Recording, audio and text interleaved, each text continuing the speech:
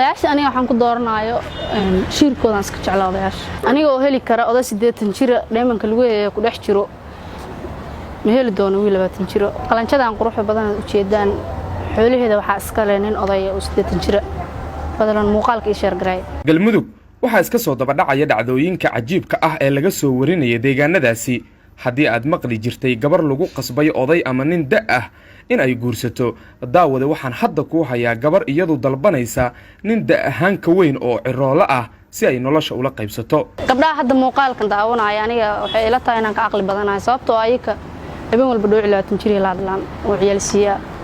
aniga oday weyn 80 jir aan jeclahay oo la hadla habeenkii la arko Sahra Caato oo joogta deegaanada galmudug waxay sheegtay arrin ciroole iyo saqiirba ka yaabisay taasi oo ah in odayaasha 80 sano jirka ah dhinaca sariirta ama gogasha ay kaga fiican yihiin wiilasha da'da yar ee maanta jira sida aan wada ogsoonnahay inta badan gabdhaha Soomaaliyeed aad ayay u necab yihiin in uu oday ka kor qufaco oo ay markaasi sariir la wadaagaan balse Sahra Caato ayaa qaadatay go'aan cajiib ah inta aanan muuqaalkan oo dhammaystiran kula wadaagin fadlan daawada muuqaalkan like saar si uu u gaaro saaxiibo fara badan oo fariintan ay u gaarto una share garee saaxiibada qiimaha leh ee Facebook oo kugu weheliya si aynu u helno saaxiibo u qalbi furan sida adiga oo kale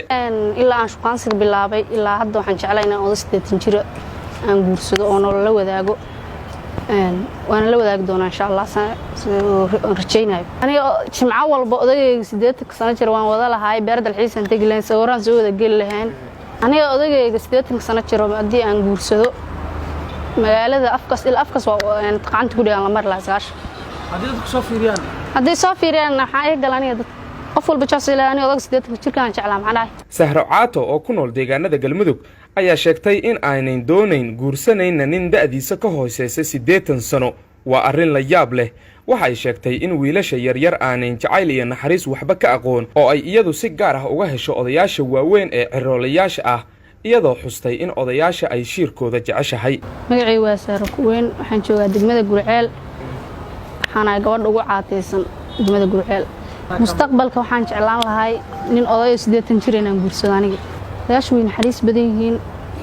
dhan walba way ku fiican yihiin odayaashu wax garad waaye dhooc 20 jir aanay ugu faca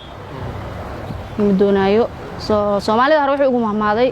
naag ninkii dhali kara dhaqi kara halka odaga 80 jirka kama suurtagelayso inuu inta ku soo waco oo ku dhaho naaskaada ay tusi iyo kilkiladaada ay tusi iyo futadaada ay tusi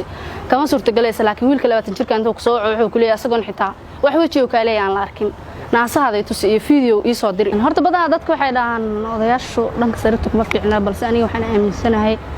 odayaasha dhanka sariirta boqolkiiba way ku wanaagsan yihiin aniga odagaan jeclahay ilaa 8 saac waan wada hadalnaa sababtoo ay taan waan is jecelnahay anigana waan jeclahay isagana waan jecel yahay marka kalama maarno waqti walba waan isla wada hadalnaa habeenkiina badanaa waan wada hadalnaa ilaa adiga 8 saac laga gaaray waan hadalnaa hooy dhalinyaro aniga hay soo wicinina taleefankii waa iga degdeen aniga wiil dhalinyaro inuu isoo wacmo doonaayo